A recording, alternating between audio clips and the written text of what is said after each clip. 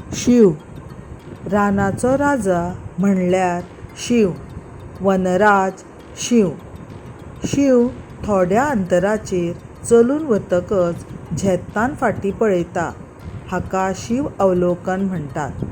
शिव मोट्यान आड्डता ताका गरड अशें म्हणटात.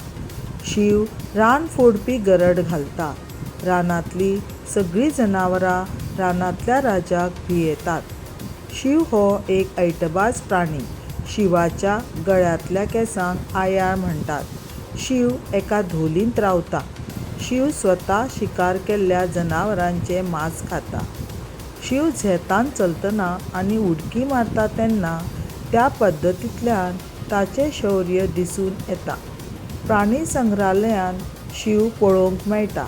शिवाक पळोवन मातसो भंय दिसता, तरी म्हाका अजूनय शिव पळोवपाक आवडटा.